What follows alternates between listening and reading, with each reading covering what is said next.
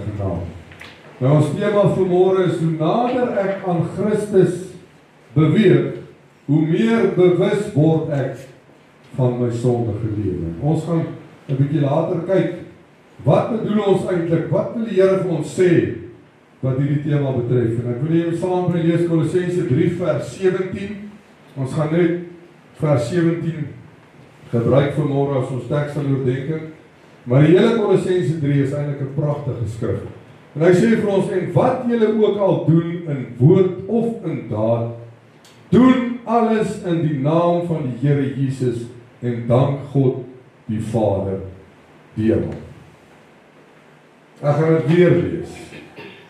En wat julle ook al doen, hoor wat sê die woord van God, wat ook al jy doen, dit maak nie saak wat jy doen nie. Hy spesifiseer nie vanmôre hier, as jy kerk toe gaan, doen dit vir die Here, of as jy werk toe gaan, hy sê, alles wat jy doen, in woord of in daad, met ander woorde wat ek sê, of wat ek doen alles in die naam van die Here Jesus Christus. Nou, ons kan eintlik vanmôre net hier stop, want as elke een van ons vanmôre kan sê, alles wat ek doen, alles wat ek sê, en alles wat ek doen, in woord en in daad, doen ek vir Jesus Christus, dan was daar geen probleem gewees.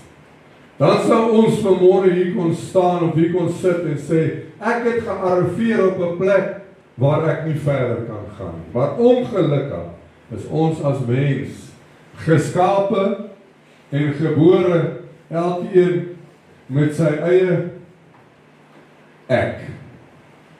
En sy eie ek is gewoonlik die probleem. En ek wil begin deur vir te sê vanmôre, as u tot op hede, of tot op vandag hier waar jy nou sit, nog geen ag begin gee op jou sondige leefstyl, en steeds dinge doen, of toelaat in jou daaglikse aktiwiteite, wat nie deel behoort te wees van jou lewe nie, kan jy nie vanmôre vir my sê, ek lewe naby aan God. Want as jy nader tot Christus, dan behoort jy sonder enige twyfel meer en meer bewus te raak van die sondige natuur en die dinge wat nie in jou lewe meer hoort nie. Die woord sê vir ons dat God vir elkeen van ons goed is, aanvaarbaar en volmaak in elke opsig. Met ander woorde, leef die lewe op sy geestelike beste, wat jy nodig het om sy planne en begeertes vir ons te ontdek. En dan moet ons elke dag daarin wandel. Ek wens ons kan verstaan werklik waar wat die Here vir ons probeer sê, kerk van die Here. Hoe nader jy aan God begin beweeg, hoe meer begin jy die dinge raak sien wat van ouds af nie werklik vir jou 'n issue was. Ewe skielik begin goed jou nou pla. Ewe skielik begin jy dink aan dinge wat jy doen steeds as kind van God. Onthou, nie een van ons is volmaak nie. Nie een van ons kan vanmôre sê, my hand opsteek en sê, ek staan hier sonder foute en ek is heilig. Nee. Maar ons kan vanmôre hier staan en sê, dit wat God my uitwys in my lewe, sal ek werk van maak. En dan werklik woord by daad sit en probeer en sê, Here, ek gaan my beste gee.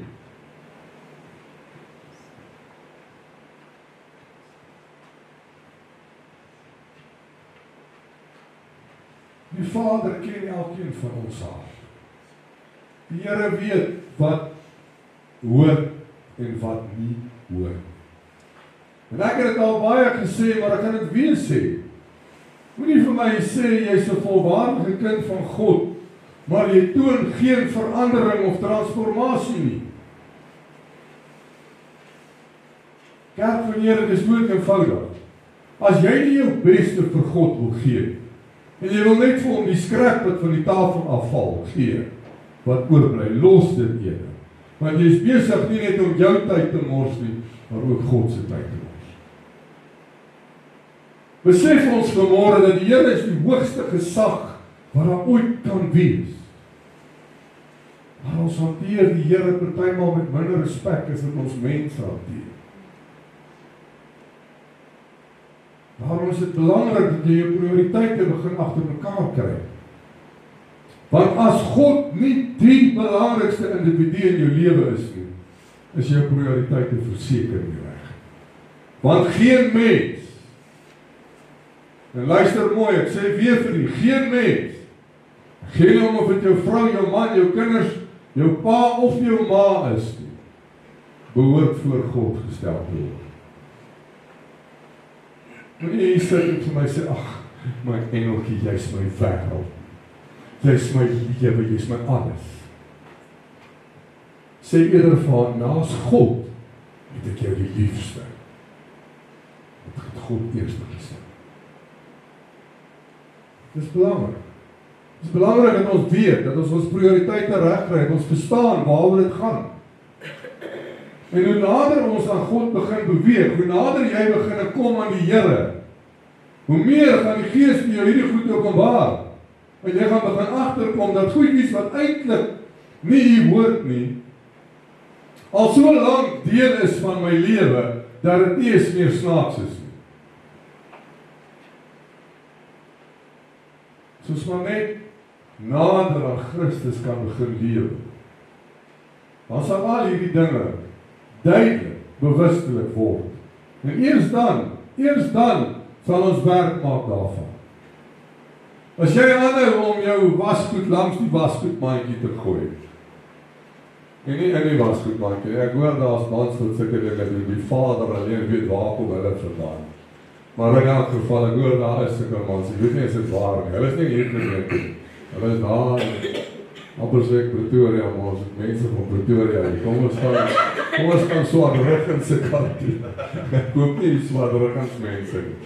Maar in elk geval, as iemand nie, as jou vrou nie vir jou kan sê, nee my magtig man, moet nie die goed hier gooi nie. En jy erken dat dit nie reg is om dit te doen nie, gaan jy werk maak daarvan, nie. Jy moet toelaat vir verandering. Dis presies hoe dit werk in 'n huwelik of in 'n verhouding. Net so het jy 'n verhouding met die Here. En met God 'n verhouding te hê, beteken dit, jy moet verander. Want God gaan nie verander nie. Hy het nie nodig om te verander nie, hy is volmaak. Dis u en ek wat veronderstel is om te verander. En ek is seker elkeen van ons wat hier is vanmôre, het tog 'n begeerte om nader aan Christus te lewe. Maar pragtig kerk, dit gaan nie gebeur as jy nie ook bietjie iets begin doen. Saam met hierdie begeerte behoort jy in eerste rad te kom en iets te begin doen. Die Gees wys tot vir ons wat ons moet doen. Dis nie iets waarvoor ek moet gaan loop soek nie. Die Gees sal vir jou wys wat is dit wat jy moet doen. Ek dink 'n bietjie terug aan die dae voor jy jou hart vir die Here gegee het. Of die dag, of daarvoor jy tot bekering gekom het. Toe niks in die lewe jou geplan. Of niks het jou laat skuldig voel. Enigstens was dit iets wat 'n impak op jou lewe gemaak het, of die besluite, of jou lewenstyl. Want volgens jou was dit oukei om ietsie kleins by die werk te gaps. Dis dan nou verwagtig stil in die kerk. Of is ek die enigste een wat al iets gegapt het by die werk? Ek glo, ek is die enigste eerlike een wat nie verwonder. Maar voor jy jou hart vir die Here gegee, was dit oukei. Ek word so 2 saagbliks. Dan vang ek my 2 saagbliks en ek gaan met 'n luister. Verrol ek die eerlikheid. Weet nie hoeveel rol ek se luistertyd sal by die my kry. Goeie genade. Omdat ek ietsie nodig het, al kos dit net R2. Ek het dit nodig, ek gap dit. Daar's niks fout daarmee nie. Die werk het kos baie. Die my het baie geld. Hulle gaan nie agterkom as ek hierdie rolletjie in sy luistertyd vat nie. Ek steel dit mos nie, ek vat dit nie.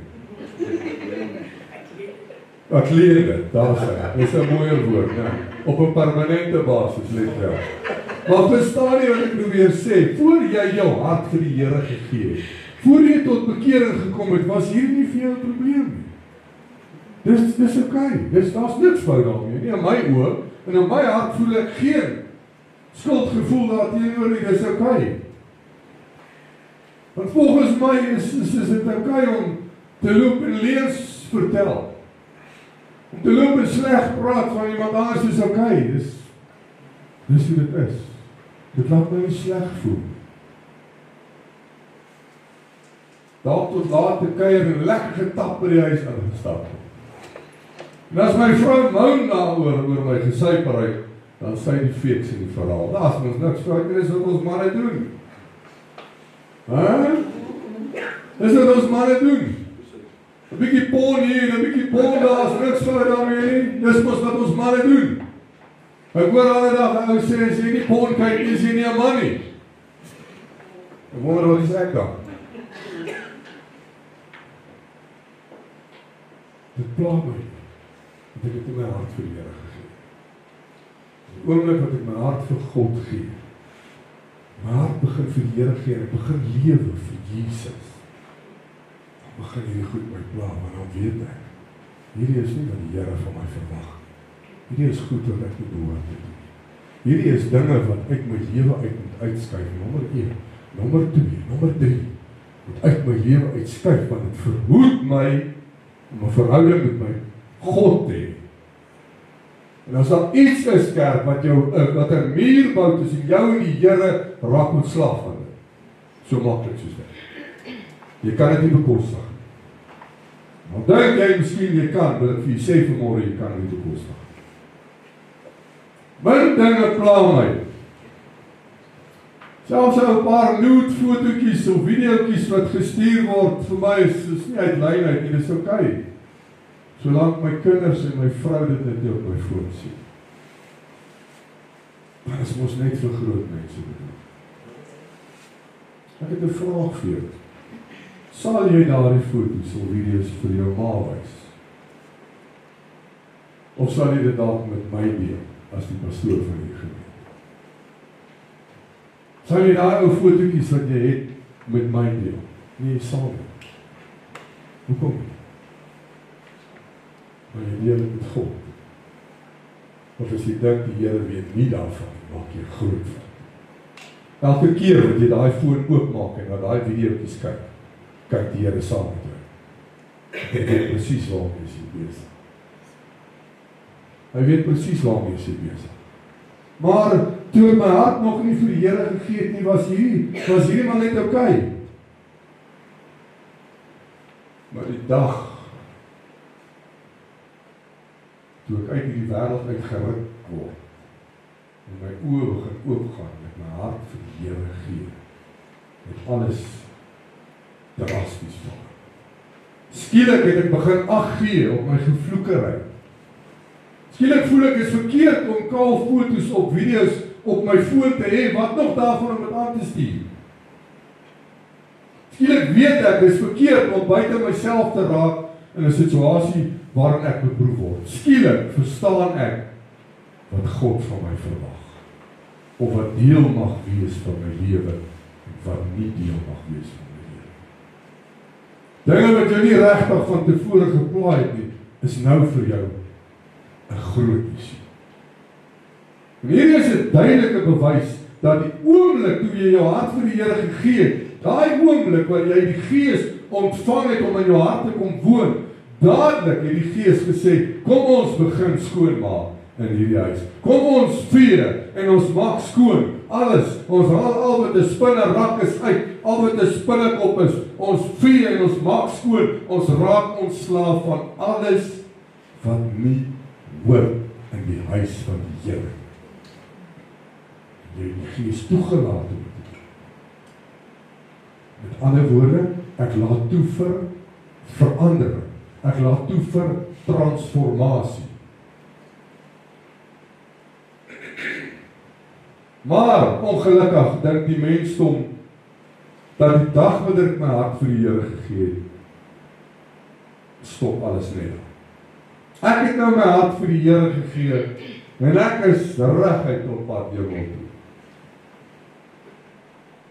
kan ek vir u sê vanmôre, as jy nie strewe daarna om 'n lewe in Christus te hê, met ander woorde vir Christus te lewe, gaan al hierdie ou dingetjies wat van tevore uit jou lewe verwyder was, dood eenvoudig net weer terugkry.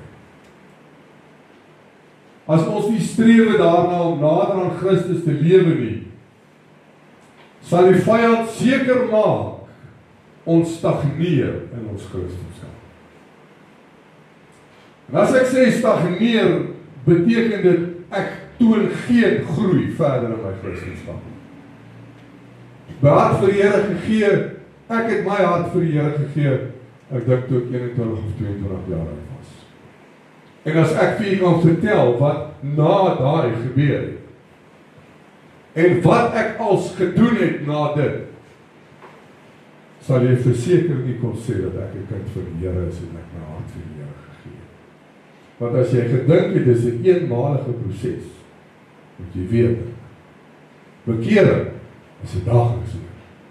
Hoekom? Want ek draai my rug, ek bekeer my, ek omkeer, maak 'n omkeer, elke dag op goed wat ek nie behoort te doen nie. Ek bekeer myself daagliks, nie eenmalig nie. Moet nie sê ek het my hart vir die Here gegee toe ek 21 was en ek is op pad hemel toe nie. Jy maak 'n fout, dat ons stagneer, ons groei nie.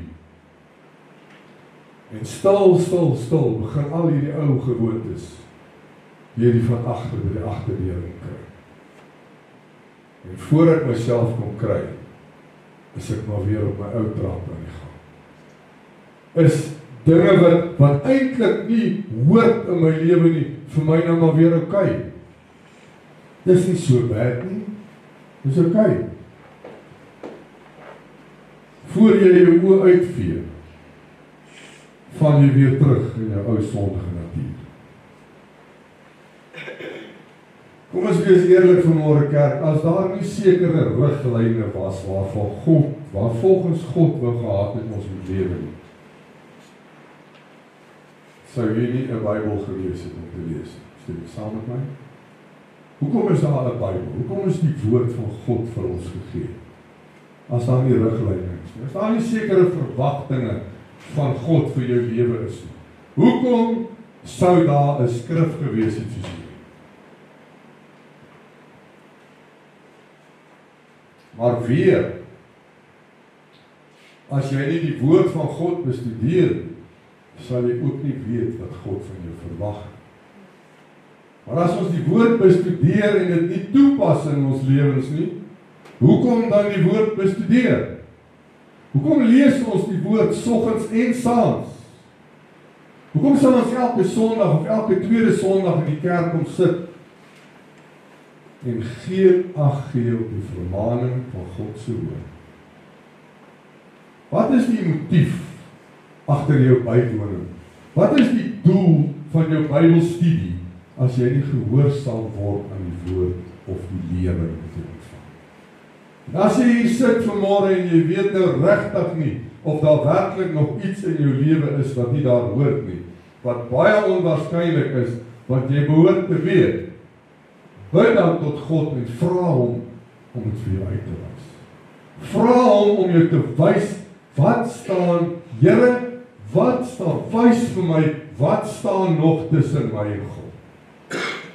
En ek is seker, ons hoef nie daai vraagjies vir die Here te vra nie. Want as jy 'n kind van God is, as jy jou hart vir die Here gegee het, kerk, sal jy weet wat daar steeds tussen jou en God staan. Wat verhoed jou om nog nader aan God te kom?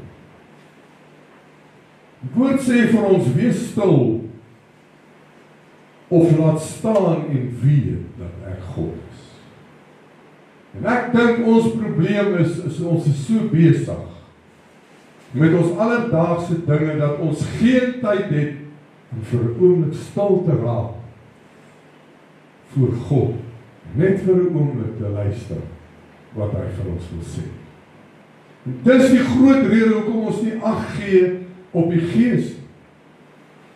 Want deur dit onderdruk ons die Gees in elke opsig, en sodoende mis ons dit totaal en al. Dit is wanneer ons al verder en verder van God af beweeg en is 'n baie gevaarlike plek om jouself te bevind. Ek wil die waarsku vanmôre, kerk. Dit is 'n bitter gevaarlike plek om jouself te bevind wanneer jy begin aan Elder Reach raak.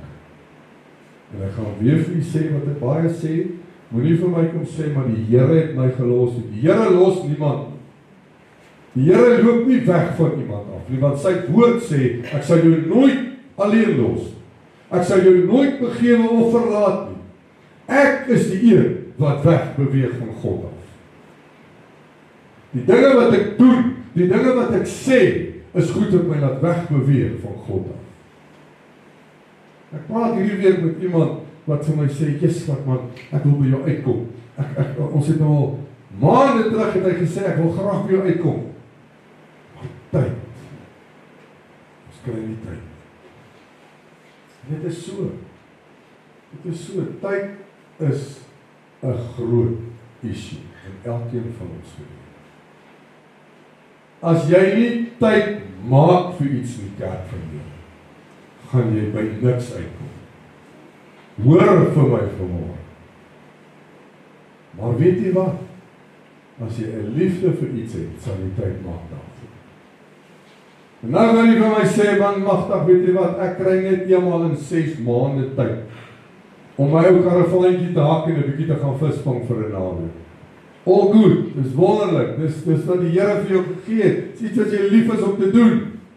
Prys die Here daarvoor. Maar as jy eenmal in 6 maande tyd kry om jou karavaantjie te hak en vir 'n naweek daartoe toe te gaan,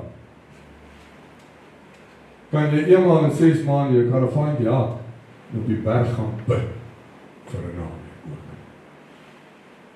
Maar ons doen dit nie.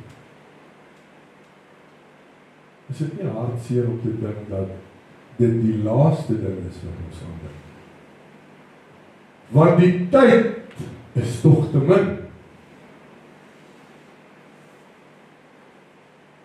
Ons het wonderlike vriende, ons kom nie met mekaar uit nie, want daar is nie tyd nie.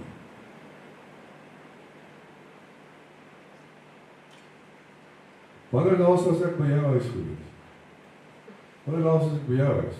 Dis my 2 kinders waarvan ek nou praat. Ek kan nie eens onthou nie. Dis definitief nie in hierdie jaar of laas jaar. Ek ry miskien daar verby. Nee, ek was daar so 6 maande terug seker by jou huis gewees. Daar's nie tyd nie. Hoekom nie? Want ons maak nie tyd.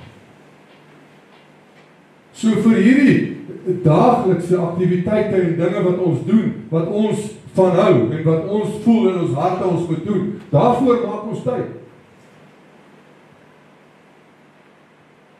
Vanaand is so 10:10.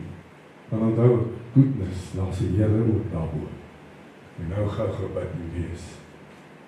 Net om my gewete te sterk. Bring dit my nader aan die Here? Nee. Want vir 2 mense om nader aan mekaar te kom, moet hulle tyd saam spandeer.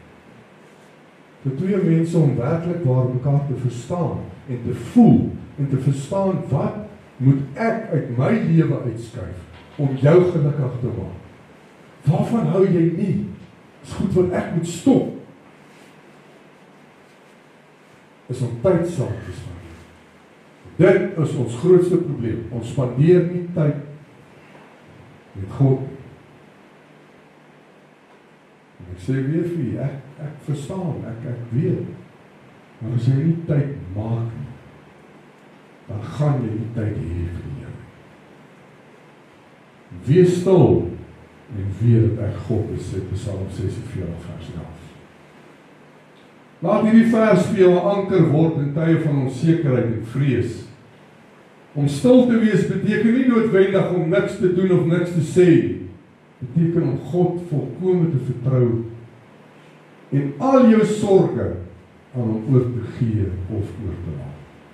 Om in standvastige geloof en kalmte op God se tyding te kan wag. Tyd is ons grootste vyand op die oomblik. Kyk maar net hoe vinnig loop die tyd. Hier is daar. As jou week begin op 'n maandag, as jy weer oë uitvee, is dit Vrydag. So wens 'n mens jou lewe verby. Ek kan onthou toe ek 'n jong man was, yes, like, op maandagmôre as ek by daai konstruksiesite instap, dan dink ek, wens is al Vrydag. Goedness, jy het gelewe vir naweke. Min weet jy is besig om jou lewe by te wens. Nou, besef jy hoeveel tyd eintlik uitgeloop het. Ons wens ons lewe verby. As jong mense, as jy jou oë uitvee, sit jy op die agterstoel as 'n pensionaris en skuif met jou stoeltjie agter die koelta. Dan sit en wonder jy, hoekom en hoe het hierdie dinge so vinnig verby gegaan? En omdat tyd so groot vyand is, spandeer ons al hoe minder tyd met Christus. Ek onthou nie veel van sepies nie. Maar many moons ago, toe ek nog TV gekyk het, want is iets wat ons glad nie meer doen nie. Want daar is nie tyd nie. Was daar 'n storie opgewees en almal sal weet waarvan ek nou praat. Days of Our Lives. Wie van julle het al gehoor van Days of Our Lives? En daar's iets wat gesê was met die intro van hierdie Days of Our Lives, saam met die musiek wat gesê het, like sand through the hourglass, so is the days of our lives. Nou as daar nou iets is wat waar is uit een van die sepies op TV, was dit nou daai gesegde gewees. Dis presies hoe ons lewens is, dink bietjie daaraan. So sand deur daai uurglas loop, so is die dae van elke een van ons se lewe. En as u nog nie geweet het nie, iewerste along the line gaan die sand alles uitgeloop. Dan is daar niks meer tyd oor, niks meer staan oor. Like sand through the hourglass, so is the days of our lives. Dink bietjie daaroor. Hoe vinnig ons lewe by ons verbygaan. En as jy dit nie agterkom, jy gaan vanmiddag as jy by die huis kom, dan gaan maak jy bietjie een van jou ou fotoalbums oop. Dan blaai bietjie daarin. Dis die gouste, die vinnigste wat jy agterkom, hoe die jare verby jou gevlieg. En ongelukkig gebruik die vyand hierdie woordjie tyd tot sy voordeel. Want hy weet, hoe besiger jy is deur die dag of deur die week, hoe minder tyd sal jy aan God en sy woord spandeer. Kom aan kerk, kom ons wees eerlik. Dis die heel laaste ding aan wie ons tyd spandeer. Dis die woord. Ons het soveel wat ons onsself mee woord besig hou. Van die môre tot die aand toe, as ons klaar is met gym, en dan is dit eet, en dan is dit hierdie, dan is dit daai. En as ek vir 5 minute lank bid, is dit baie. 5 minute klink dalk bietjie min, maar gaan time jouself. Bid jy bietjie, dan kyk jy hoe lank bid jy. As jy by 5 minute uitkom, dan het jy 'n goeie gebed opgesit. Dis die tyd wat ons spandeer aan God. Minder tyd aan ons aan hom en sy woord spandeer, hoe makliker is dit om verder en verder en verder van God weg te beweeg. Hoe verder jy van hom afbeweeg, hoe minder ag gaan jy begin gee op jou leefstyl. En makliker gaan die sonde weer begin intree. En dit, my broer en suster, is presies waar die vyand jou wil hê. Op 'n plek waar jy gewoond raak aan hierdie sondige leefstyl of leefwyse. En ag, dis nie verkeerd. Dit voel nie vir my verkeerd nie. Dis oukei. Die eerste paar dae voel ek dalk 'n bietjie sleg omdat ek nie gelees en gebid het nie. Maar daarna raak ek so gewoond daaraan dat dit maar oukei is. God weet mos, ek het 'n vreeslike skedule. My skedule is besig en die Here weet dit. Kan ek vir u iets sê vanmôre? 'n Miskrying is ook heeldag besig. Ek gaan nie vir u sê waarmee nie, maar hy is heeldag besig. As jy nie tyd saam met God en sy teenwoordigheid spandeer nie, of tyd aan God spandeer, gaan jy verseker nie nader toe. En ook nie deur sy nabyheid bewus gemaak word van die dinge wat nie hoort in jou lewe nie. En dis hoekom die vyand hierdie tyd so gebruik. Omdat hy weet, as mens is dit die heel laaste ding wat jy doen. Wie van ons sit bietjie daai ou foontjie op silent en sê nou is dit ek en God. Geen om wie my nou WhatsApp of wie my nou bel nie, dis nou ek en Here. Maar as ons in 'n meeting instap, dan kan ons dit doen. Want ons respekteer die baas, dat jou foon nou lui terwyl hy besig is om te praat. Kan jy sien dat ons prioriteite nie is waar dit behoort te wees nie? Kan jy sien hoekom dit met ons gaan soos wat dit gaan met ons?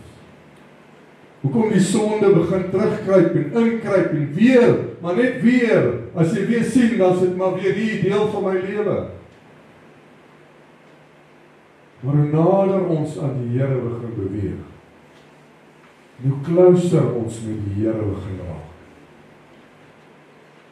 hoe beter sal ons begin bewus raak van al hierdie ou klein goedjies wat jy voel op hierdie oomblik is nie eintlik 'n issue.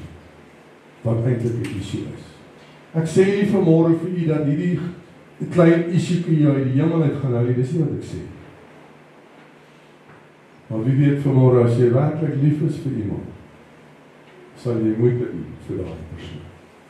En as ons vanmôre hier sit en ons sê ons is lief vir God, ons is lief vir die Here wat ons behoort te wees. Nie net vir dit wat die Here vir ons doen en gee in die kerk, vir wie hy is. Dan behoort ons alles wat ons het vir die Here te gee.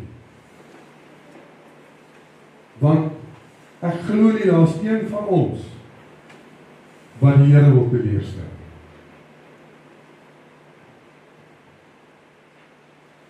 Al hoe jy hierdie gaan regkry, is om tyd te maak vir die Here.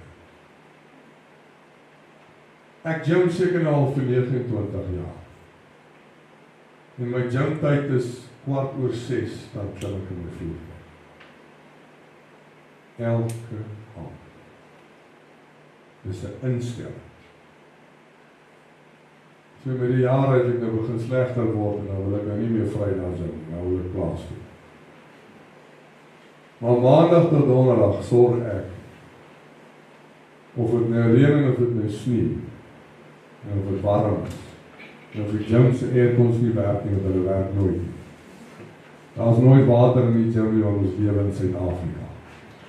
Maar het maak nie saak nie, ek vat my eie water saam. Maar gym sal ek gym. Vir 1 uur en 'n half lang sorg ek dat ek daarvoor tyd maak. Hoekom kan ek nie net 'n uur tyd maak vir die Here? Dan is dit waaragtig nog te veel moeite vir iemand om 1 uur en 'n half vir God te gee op 'n Sondag. Net 1 dag van die week is te veel. Dis hoekom die kerk so leeg is. Dis hoekom die banke leeg is. Want is te lekker op Buffelspoortdag. En ek sê weer vir u, daar's niks fout met Buffelspoortdag. Die Here het vir jou die gawes gegee, die guns gegee, en daai ou bootjie wat jy weer rondry, daai het die Here vir jou gegee, sodat jy jou lewe kan geniet. Maar die balans moet daar wees. Die tyd wat jy insit in jouself, moet jy ook verstaan, daar's tyd nodig, dat ek in God moet insit. As jy nie sê, nou gaan ek die woord vat en dit lees, gaan jy aan 1000 ander dinge kan dink wat jy eerder sou kon doen. Daardie 1000 ander dinge kan wag, kerk, want God is belangriker as dit in elk geval. En ek wil die vermaan om dit te doen, want hoe nader jy aan God wil beweeg, is jy moet God begin verstaan. En die hele eerste ding is raak ontslaaf van alles wat nie in my lewe hoort nie, sodat ek by die troonkamer van God kan uitkom. Sê ek vanmôre, jy moet eers skoon gewas wees voordat jy jou hart vir die Here gee? Nee. Jy gee jou hart vir die Here en jy begin lewe vir die Here en God is die een wat skoon sal maak. God luister altyd na ons, maak nie saak watter tyd van die dag of nag ons sy naam sal aanroep nie. Maar ons as mens roep hom gewoonlik net wanneer ons hom nodig het. Of as ons iets bitter graag wil hê. Dan kan ons vinnig tyd maak en op ons knieë gaan en tyd spandeer saam met God. Is dit nie ironies nie? En boonop dit alles spring ons net weg met hierdie grocery lys. Ons gooi die basketbandjie voor God se troon uit. Ons kom nie voor die Here en sê eers vir hom, Here, hoe wonderbaarlik, amazing en awesome God is U. Ons kom nie voor die Here en sê eers, Here, dankie vir alles wat U vir my doen. Alles wat ek reeds ontvang. Daarmee wil ek jy bemoedig vanmôre, as jy meer tyd saam met God begin spandeer, gaan jy nader aan die Here begin beweeg. En met dit sal die Gees jou duidelik wys wat nie in jou lewe hoort. En jy gaan soveel makliker van dit ontslae, omdat jy hierdie intieme verhouding met God begin. En hy sal vir jou alles gee wat jou hart begeer. Reeds voor jy daarvoor gevra het, glo vir my vanmôre. Dit is die Here wat ons aanbid. Dis die God wat ons aanbid. Begin nader aan Christus lewe, dan sal jy begin sien hoeveel dingetjies daar eintlik nog is wat jy nie behoort deel te hê van jou lewe. Goedjies wat jy gedink het is oukei, sal ewe skielik nie meer so oukei wees. Dis wanneer jy nader aan Christus begin lewe, dat jy soos Christus begin lewe. Dis wanneer jy begin strewe na heilige lewe, begin strewe na goddelike lewe. Dit is wanneer jy die aangesig van God begin soek, en nie eers sy hand. Sê die woord nie vir ons dat dit is wat ons behoort te doen nie. Lees graag vir Matteus 6:33 en 34, wat sê, maar soek eers die koninkryk van God en sy geregtigheid, en al hierdie dinge sal vir julle bygevoeg word. Dan gaan hy verder en hy sê, kwel dis nie oor môre nie, want môre sal hom oor sy eie dinge kwel. Elke dag het gedoen van sy eie kwel. Nou ek wil graag vir u die volgende 3 dinge deel met u. En dit is dinge wat ons verhinder om nader aan God te beweeg. En ek moet vir u sê, jy kan nog nader aan God as dit heiliglik is. Ek glo nie hier is vanmôre iemand wat sê, ek kan nie nader aan God as wat ek reeds is. Ek kan nie vanmôre hier staan en sê, daar is absoluut niks kort in my lewe as gelowige. En as jy so voel, dink ek, kan jy maar weer gaan ondersoekings doen. Nou ek gaan net 3 van hierdie aspekte hanteer vanmôre. Die eerste een is 'n begeerte vir beheer. Is iets wat jou weerhou om nader aan God te kom. Die woord leer ons dat die mens, ja elke mens wat gebore word, 'n sondige geaardheid het.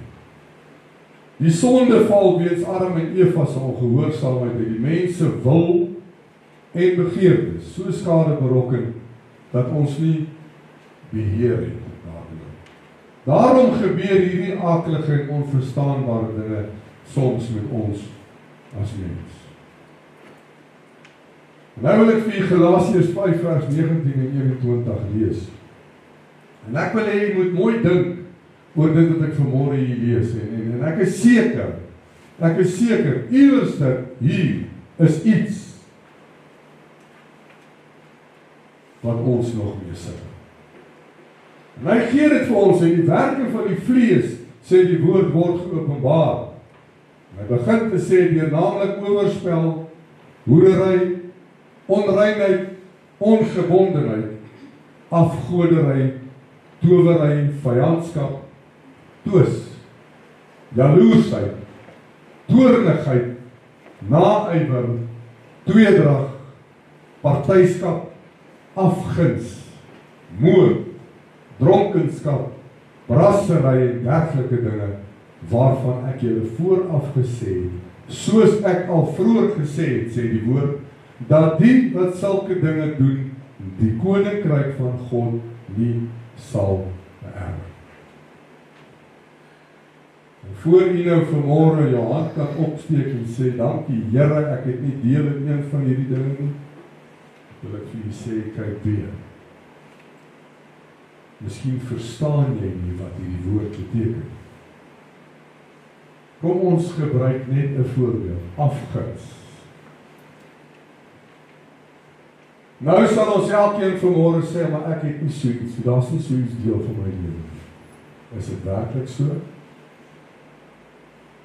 As jy afgunstig is, beteken dit, jy wil nie regtig hê dat die kollega wat saam met jou werk, bo uitkom in die lewe. Ek wil bokant hom wees. Ek wil hoër as hy wees. Ek wil beter as hy wees. Ek wil 'n beter werker wees as hy is heeltemal iemand anders. Dis heeltemal iets anders. Dis iets waarna 'n mens behoort te streef. Ek het altyd gesê ek wil die beste wees in wat ek doen in die kring waarin ek beweeg. Daar's niks fout daarmee. Want dis wat God van jou verwag. Maar om afguns te hê teenoor iemand anders. Moenie vir my sê enige een van ons het nog nooit daarmee gesukkel. Daarom sê die woord vir ons. Hierdie is dinge wat ons nie in ons lewe behoort te hê nie. Toornigheid. Wie sukkel nie daarmee? Wie van ons sukkel nie daarmee? Niemand. Iewers dan ontplof jy. Ten minste, eenmaal 'n week. As ek sê eenmaal 'n week, dan is dit baie min. Party van ons ontplof eenmaal 'n uur. As jy temperament wat jy het, wat jy voel, my oupa was so kwaai gewees, ek moet ook so wees. Dis goed waarin ons kan werk. En hierdie is goed wat ons weerhou om nader aan God te kom. En nou,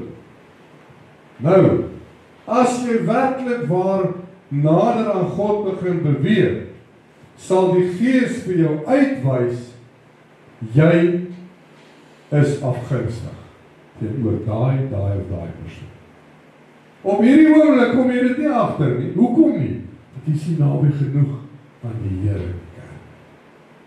Hoe nader jy aan God begin kom, hoe meer gaan jy begin erken, Here, hierdie is iets waarmee ek sukkel. Ons kyk altyd na die groot woorde. Ek is seker, as ek vanmôre moet vra vir my gehoor om te herhaal, watter een van hierdie vleeslike openbaar het ek nou vir u gesê, gaan jy hoerery onthou, jy gaan afgodery, dronkenskap en jaloesheid onthou. Dis die groot woord. Daarmee sukkel ons nou nie. Maar wat van die res? Moord sukkel ons ook daarom nie meer nie, want ons het nog nooit iemand doodgemaak nie. Nog nie. Nog nie. Sien ons nie nog daarvan in ons eie lewe raak. En ook in die gemeenskap waarin ons elke dag beweeg. Die Here sê vir ons regheid wat die gevolge daarvan is. Hy sê ek waarsku julle soos ek julle al van tevore gewaarsku het. Wie hom aan sulke dinge skuldig maak, sal hy die koninkryk van God as erfenis verkry. Wat sê die woord vir ons? Die sonde en sy gevolge bring 'n breuk tussen God en die mens. Tussen die mens en God se koninkryk. Met ander woorde, hy bring 'n skeiding tussen God en die mens. Maar as jy naby aan Christus begin beweeg, sal daar nooit 'n skeiding kom tussen jou en God. Ons wil tog so graag in beheer wees van alle aspekte van die lewe. En ja, jy behoort beheer te neem oor dinge, maar dit behoort steeds onder die leiding van die Gees te wees. Ek wil vir u sê vanmôre, as jy met hierdie eie ek-houding rondloop, ek is in beheer van my lewe. In die eerste plek is dit nie jou lewe. Die Here het vir jou die lewe gegee. Ek wil in beheer wees van my eie besluite, my eie doen en late. Jy sal nie vir my sê wat ek moet doen. Jy is nie my baas nie.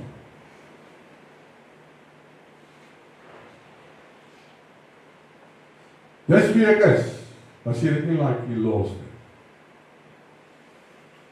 Ek wil beheer hê, ek wil 'n beheer wees. Dis die mense temperament. Wil beheer vat. Ek. Nie jy nie, ek. Nou wil ek vir Jakobus 1 vers 14 en 15 lees. En hoor mooi wat sê die woord, maar elke een word versoek as hy deur sy eie begeerlikheid weggesleep en verlok word.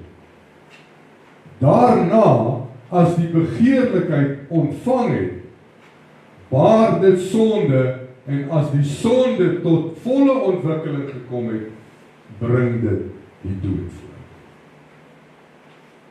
Soms kan ons die verontskuldiging hoor in ons as mens. Ons dink dit self. Kan eintlik nie help dat hierdie lelike sonde deur my gedoen is nie. Dan wys die vinger selfs partymal na God toe. Want dan ewe skielik is God in beheer van my lewe. Hy het dit toegelaat dat ek sondig. Net soos Adam op hierdie manier probeer wegkom het. Hy verdedig sy onderdaad deur God te beskuldig. En hy sê vir God, dis die vrou wat U my gegee het, wat gemaak het dat ek sondig. In Spreuke word hierdie optrede beskryf, en die woord sê, sy eie dwaasheid bring 'n mens op die verkeerde pad, en dan is hy kwaad vir jou. Jou eie dwaasheid bring jou op hierdie pad, en dan word jy kwaad vir jou. Die woord van God plaas 'n groot stopteken voor hierdie gedagtegang. Dit is nie God wat 'n mens verlei om sonde te doen, maar jou eie begeertes. Hierdie begeerte om in beheer te wees, is een van hulle. Jakobus gebruik die beeld van 'n buite-egtelike verhouding. Jou verkeerde begeerte is soos 'n vrou wat 'n man verlei tot seksuele gemeenskap. 'n kind word verwek, dit is die sondedaad wat volg op daardie begeerte. Daardie kind wat verwek word volwasse. Die sonde groei in jou en neem jou hele lewe oor. Onvermydelik lei dit tot die dood, want die loon van sonde is dood. Romeine 6 vers 21 tot 23 sê, watter vrug dan het julle toegehaat van die dinge waaroor julle nou skaam. Want die uiteinde daarvan is die dood. Maar nou dat julle vrygemaak is van die sonde en diensbaar geword het aan God, het julle vrug tot heiligmaking en uiteindelik die ewige lewe. Want die loon van die sonde is die dood, maar die genadegawe van God is die ewige lewe in Christus Jesus ons Here. Waak dan teen hierdie sondige begeertes in jou lewe. Die oorsprong daarvan is dikwels hier in jou eie gedagtes. Dis iets waarvoor jy self verantwoordelik is en die gevolge daarvan sal dra. Ons weet ons leef in 'n wêreld vol versoeking wat in ons gedagtes prikkel om verkeerde besluite te neem. Pas op om nie te vriendelik te wees met begeerte. Dit kan lei tot 'n verhouding wat dalk jou ondergang bewerk. Onthou, jy is verantwoordelik vir jou dade. Moenie iemand anders of selfs vir God beskuldig wanneer jy die slegte vrugte van onbeheerste begeertes pluk nie. Die enigste manier wat ons hierdie sondes van begeertes kan oorwin, is om nader aan Christus te beweeg. Begin stap in die voetspore van die Here, en hierdie begeerte om in beheer te wees, of enige begeerte wat jy het, sal tot in die wortel uitgeruk en uitgetrek word, en dit sal nie weer terugkeer in jou lewe, solank jy saam met God loop. Nommer 2 is onkunde van God se beginsels. Hierdie aspek bring my weer terug by die feit dat dit nodig is vir ons om tyd te spandeer aan God en sy woord. Onkunde oor God se beginsels is alleenlik en kan alleenlik ontstaan as ons nie die woord van God bestudeer. Dis doodeenvoudig. As jy nie die koerant lees nie, of daar's mos nou social media. As jy nie, wat is daai nuus, wat is daai ding, Marula Media of Netwerk 24 of wat ook al. As jy nie deur daai goed lees nie, gaan jy weet wat aangaan in die wêreld? Ek wil nie weet wat daar aangaan nie, maar ek vra vir u net. Jy gaan nie weet wat daar aangaan as jy dit nie gelees het. So hoe gaan jy weet wat in die woord van God staan en wat God van jou verwag en hoe ek moet maak om nader aan die Here te kom as ek dit nie lees nie? Of as ek nie hier kom sit op 'n Sondag en die woord ontvang wat die Gees vir ons bring? Hoe gaan ek dit weet? As ek onkundig bly oor die woord van God, hoe gaan ek dit weet?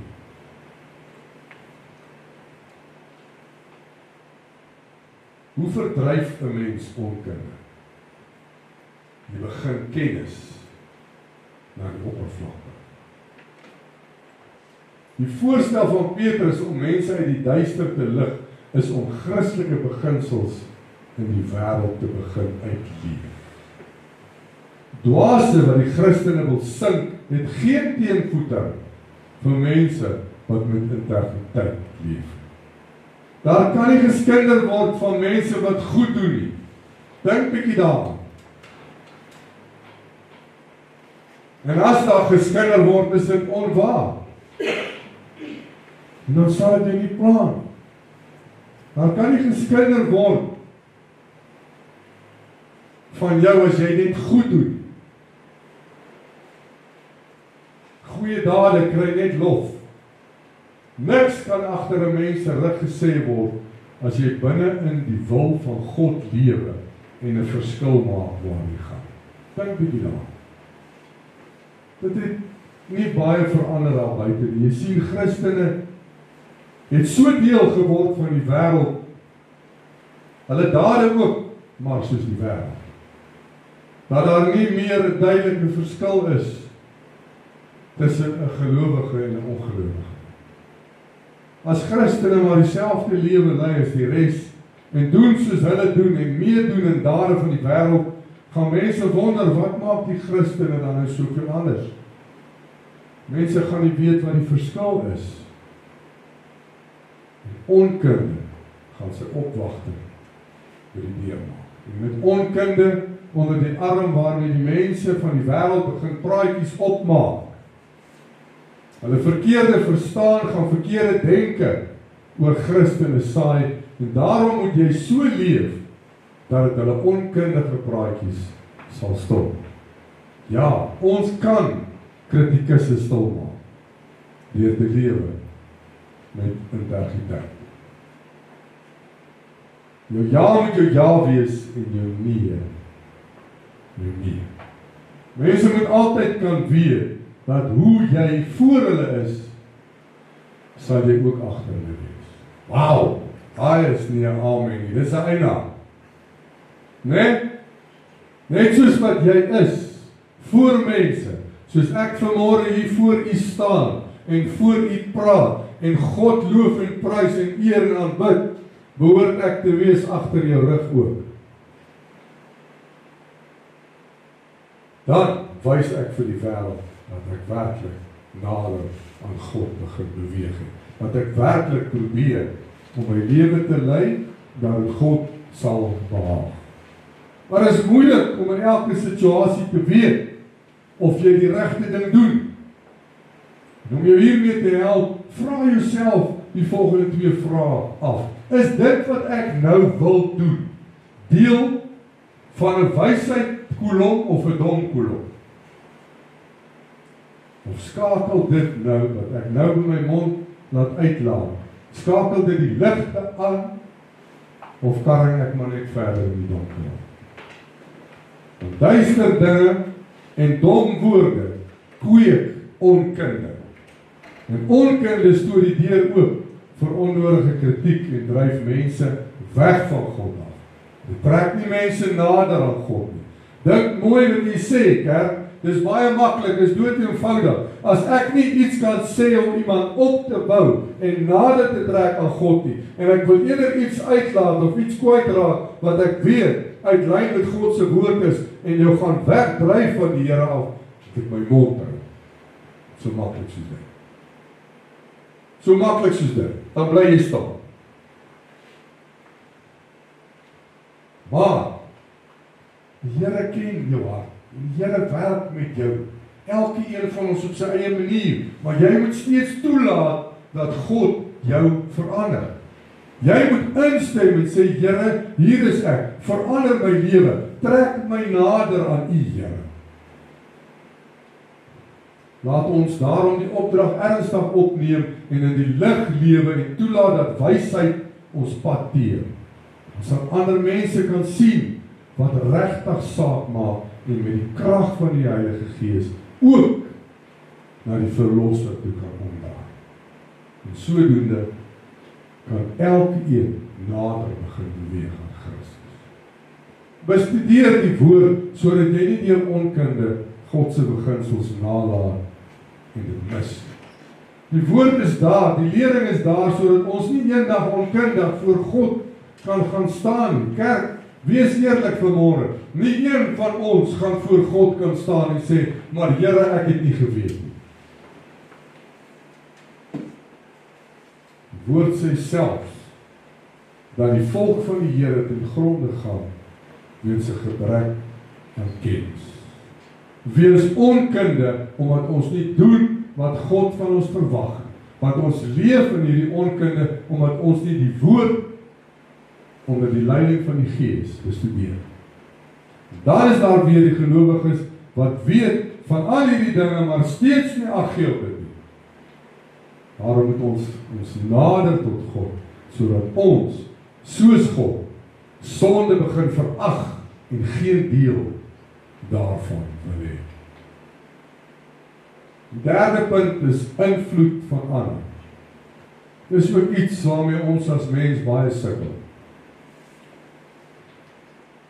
Is om onder ander se invloed die verkeerde besluite te neem, die verkeerde dinge te doen. Invloed van mense is een van die 3 aspekte wat geneig is om toe te neem onder kinders van God. En dit is so maklik om ja te sê vir jou vriende, maar dit is baie, baie moeilik om nee te sê. As hulle sê, kom ons reël hierdie naweek, hoe sê hulle, ons gaan verf die stad rooi. Of ons gaan verf dorp rooi, almal weet wat dit beteken. Sê ons, yes, ek is in. Hoe sê hulle, ek sit links voor.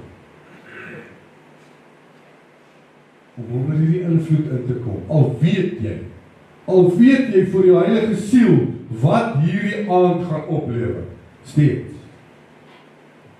stem jy in, jy kom onder die invloed in. Het is te maklik om onder hierdie invloed van ander dinge te doen, wat jy nooit uit jou eie uit sou doen nie. Dink bietjie daaraan.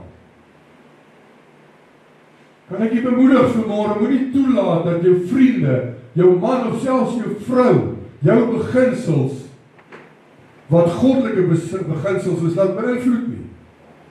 As dit nie in lyn is met God se woord nie, dan doen jy dit nie. Dood eenvoudig. Geen mens behoort jou dinge te laat doen wat jy nie behoort te doen. As dit teen jou goddelike beginsels is, dan skop jy viervoetig vas daarteen. Jy sê nee, dankie. As ek 'n voorbeeld kan gebruik, julle jong of ongetroude dames, as jy in jou bed wil inklim, en jy hou by jou beginsels, soos wat God het van jou verwag, en hy kom nie weer terug nie, toe niks verloor. Moenie vir een oomblik dink jy het 'n goeie man deur jou vingers laat glip. Jy kan jouself eerder op die skouer tap en sê dankie Here, ek is verlos. En as jy vir jou sê, ag maar ek is so lief vir jou, dan sê jy vir hom, as jy werklik lief is vir my, sal jy my goddelike beginsels respekteer. Moenie toelaat dat enige iemand jou deur hulle invloed manipuleer. Selfs die woord vermaan ons om nie gelyk te word aan hierdie wêreld nie. Daarom moet ons anders wees as die wêreld. Jy kan nie soos die wêreld wees, maar jy sê jy's 'n kind van God. Nee. Jy behoort as kind van God soos 'n paal bo die water uit te staan. Maak nie saak wat die wêreld van jou dink of sê nie. Wat belangrik is wat God van jou dink en wat God van jou sê. Om nie aan hierdie sondige wêreld gelyk te word nie, is nie 'n eenmalige gebeurtenis nie. Kom ons wees eerlik, ons is elkeen in sy eie industrie, en in sy eie wêreld, en in sy eie plekke, waar jy jouself bevind, of dit nou by die skool, of by die werk is, en of dit nou by die kuierplek is, en of dit nou waar is. Jy kry te doen met mense, en elke een wil 'n ding op sy eie manier doen. Daarom is dit 'n daaglikse keuse wat jy moet maak. Ons moet elke oomblik van die dag die wêreld teenstaan en sê nee vir die wêreld, sodat ons ja kan sê vir God. Christene voel hierdie spanning tussen die gedrag en gebruike van die wêreld en die Bybelse siening van ons denke en optrede aan. Christene moet die heerskap van die wêreld en sy kultuur verwerp as hulle Jesus as hulle Here bely. Dit vereis dat die Gees ons moet lei, sodat ons kan bepaal waar die weë van die wêreld God se weg weerspreek. Daarom is dit belangrik, kerk, dat ons nader aan God begin beweeg, want hoe nader ons aan die Here beweeg, hoe makliker sien ons hierdie dinge raak, of hoe makliker identifiseer ons dit. Daarom moet ons die moed hê om nee te sê vir hierdie wêreld en ja vir God. Dit beteken nie dat ons uit die wêreld moet onttrek nie. Die invloed van ander op 'n persoon kan 'n wye reeks gevolge hê, van positief tot negatief. Dit kan betrekking hê op hoe ons dink, voel en optree. Ander mense kan ons selfbeeld, gedrag en keuses beïnvloed. Dit kan 'n groot rol speel in hoe ons lewe ervaar. En hierdie tipe mense gebruik gewoonlik die volgende taktieke: manipulering, kontrolering en dominering. Terloops, hierdie is 3 van die sterkste bene van Satan, van die vyand, wat hy gebruik om die mens mee aan te val. En as daar iemand in jou lewe is wat een of dalk al 3 van hierdie gebruik om sy of haar sin te kry in jou lewe, is dit tyd om dit onmiddellik te stop. Hierdie is nogal dinge wat in baie mense se huwelike en verhoudings voorkom, wat verseker nie so behoort te wees nie. Jy laat dit toe om deur ander se invloed beweeg te word.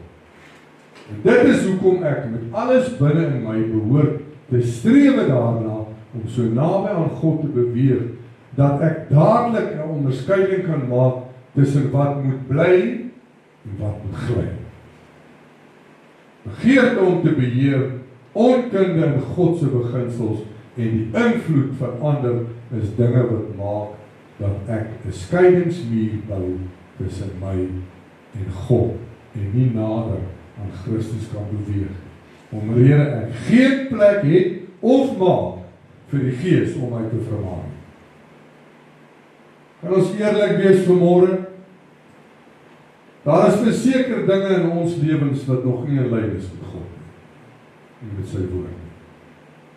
Met ander woorde, daar is nog dinge in my lewe, of dit nou iemand of iets is wat my verhoed om werklik op 'n plek te kom, waar ek nou kan sê, niks, maar niks staan nou meer tussen my en God. En ek kan getuig daarvan. Ek het onlangs 'n gevoel gekry oor iets wat ek moet verander in my besigheid. En ek het vir jare nie daaraan gedink nie. En dit het my nie geplan nie. En ek het selfs mense geraadpleeg en die mense het vir my gesê, daar's niks fout daarmee.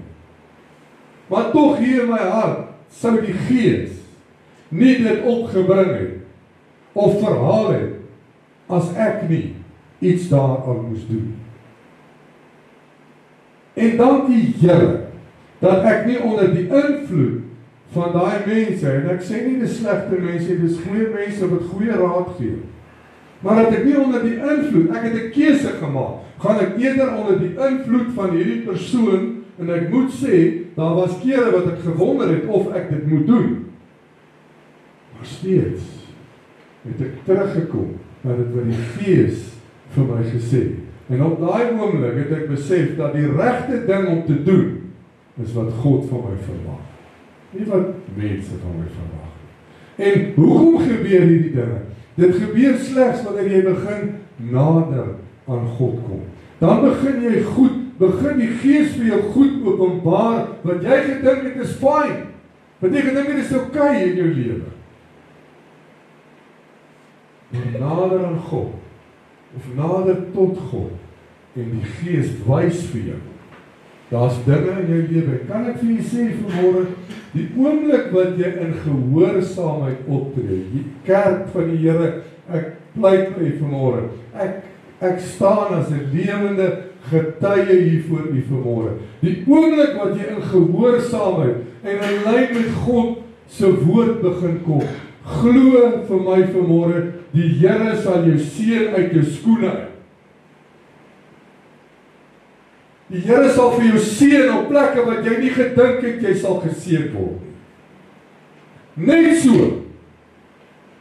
Hoekom? Ek begin gehoorsaam word aan God se woord. Ek begin onderdanig word aan God se woord. En met my gehoorsaamheid begin ek nader te beweeg. En nader, totdat ek naby genoeg is aan my God, dat ek presies kan erken wat God van my verwag as mens.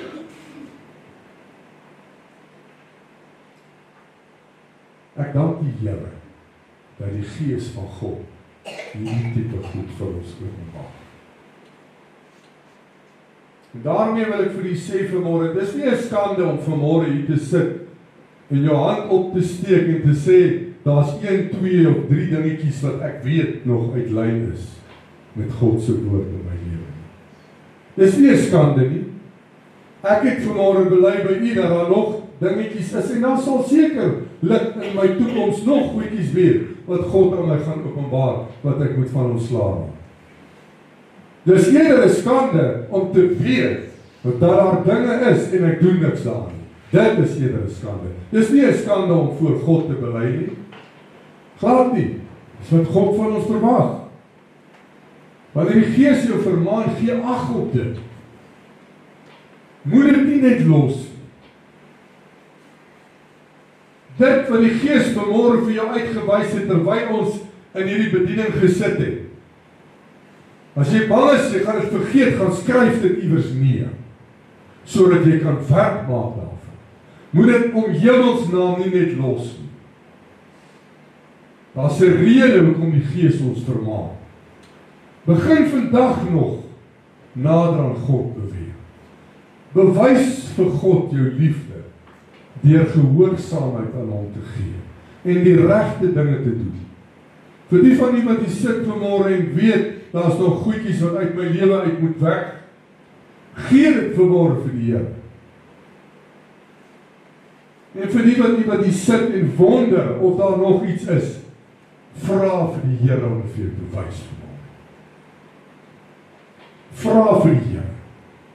Die doel van hierdie hele bediening vanmôre is dat ons moet nader kom aan die Here. En as daar iets is wat tussen jou en God staan, kan jy nie nader aan die Here. En as jy nie nader aan die Here nie, gaan God nie vir jou al hierdie ander dinge openbaar nie. Daarom is dit so belangrik dat ons vanmôre ons harte oopmaak en vir die Here sê, Here, hier is nog iets. En dit is nie skande om te sê ek sukkel daarmee. Daar's baie dinge waarmee ek sukkel wat u maklik vind. En waarmee jy sukkel wat ek weet, voel dis maklik om van dit ontslae te raak. Ons is nie een dieselfde nie, maar ons dien almal dieselfde God. Kan ek 'n amen kry? Amen. Ons dien almal dieselfde God, kerk. Die Here wil hê, hy wil vanmôre hê, jy moet nader kom. Soos jy jou kinders naby jou wil hê, sal die Here sy arms om jou gooi en vir jou sê, moenie worry. Ek is hier om van al hierdie goedjies ontslae te raak. Gee jy my net 'n kans. Gee my net 'n kans deur te erken en te sê, Here, hierdie is goed wat ek vanmôre deur die Gees geopenbaar is, wat ek uit my lewe uit moet skei, sodat ek nader aan U kan kom. Die Here gaan vir jou help vanmôre. Kom ons sluit die oë. Vader, Here, wat 'n wonderlike voorreg om vanmôre hierdie woord te kan ontvang en net hierdie begeerte in ons hart te kan ontwikkel om nader aan U te wees. Nie net, Here, omdat ons weet wat U vir ons doen nie, maar omdat U God is. Omdat U die Alfa en die Omega is. Omdat U die Koning van die konings is en die Here van die heerskappe. Maar daar niemand, Here, soos U is. Omdat ons U liefhet, Here, vir wie U is. Want as dit nie vir U was nie, Here, het nie een van ons vanmôre gesit. As dit nie vir U was nie, Here, het ons nie die voorreg gehad om hier te kan wees.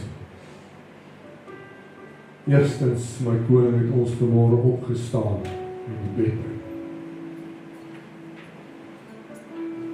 Met gedeeltelike volmaaktheid en gesondheid. En nog 'n kans om vanmôre te kan sê, Here, ek bekeer myself weer vanmôre. Ek wil vanmôre weer 'n omkeer maak in my lewe. Ek wil vanmôre weer opreg voor God kom staan en sê, Here, maak my skoon. Heilige Gees, kom vanmôre in my hart in en raak ontslae van alles wat nie daar hoort. Want my begeerte vanmôre, Here, is om nader en nader aan U te kom. Nou wat ek behoort te doen is net vir myself te vra. Die dinge wat ek doen, of die lewe wat ek lei, of die gedagtes wat ek dink, of die woorde wat ek spreek, bring dit my nader aan U, Here. En as my antwoord nee is, bid ek vanmôre, Here, dat U my sal help. Gee vanmôre vir die Here alles wat U plan.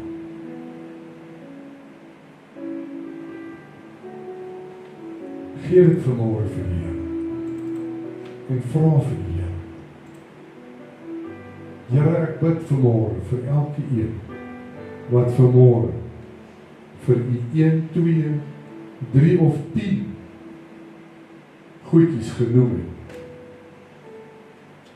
Wat hulle van weet. Wat vanmôre vir hulle geopenbaar is deur die Heilige Gees. Bid ek in die naam van Jesus, Here, dat U sal help, dat hierdie goed uit ons lewens geskryf word. bid vanmôre, Here, dat hierdie muur afgebreek sal word tussen U en die mens.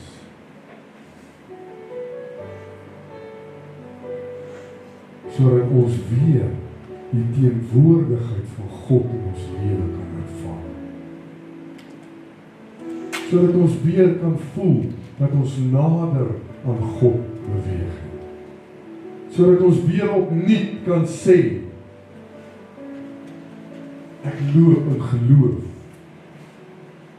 in die spore van Jesus Christus. Ek weet vanmôre, Here, daar is vir U niks onmoontlik. Ek weet vanmôre, Here, daar is niks te groot of te klein vir U. Daarom kan ons vanmôre alles voor die voete van Jesus kom neer. Of dit groot is en of dit klein is. Maar ek moet bereidwillig wees om te verander.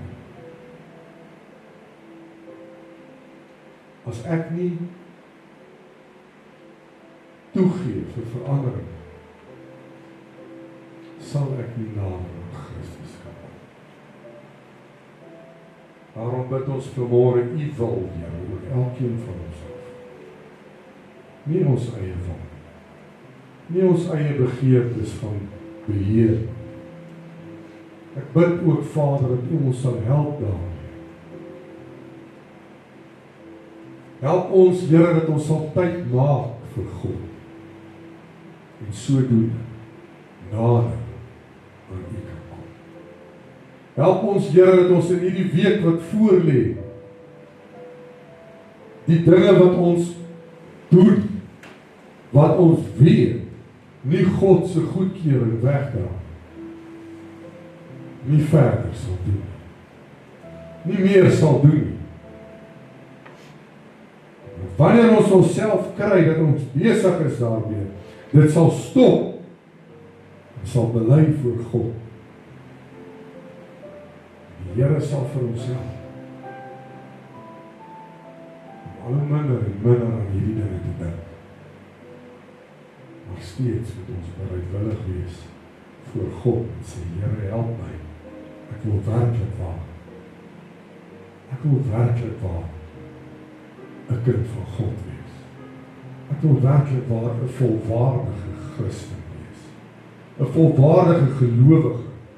En ek wil hê U moet trots wees op my, Here.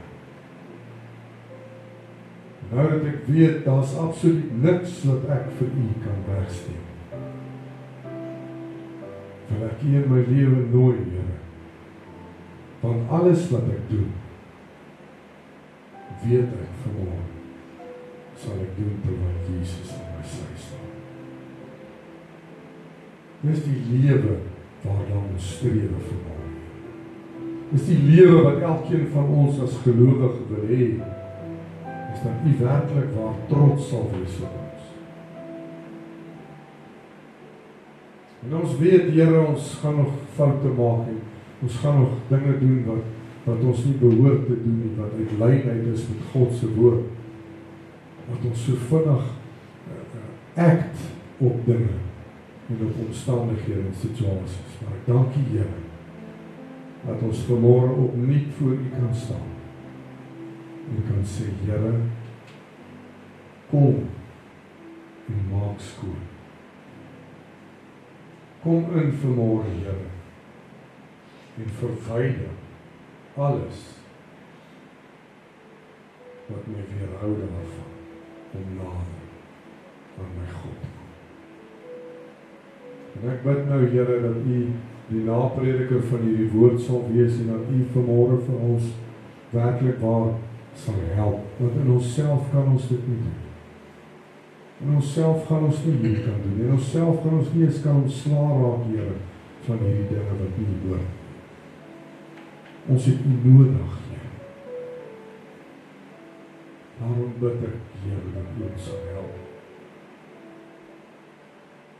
Dat U ons in hierdie week wat voorlê, sal inspireer deur die Gees om die regte ding te doen.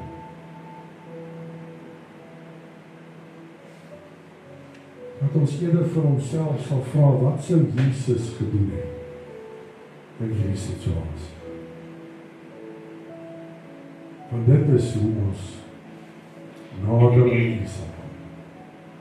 En ek bid dit vir elke een, dat ons nader aan God sal kom. Dis my gebed vir elke een. En ek dank U vir die woord, dank U vir U Gees. En mag U naam vereer en verheerlik word. In Jesus naam. Amen.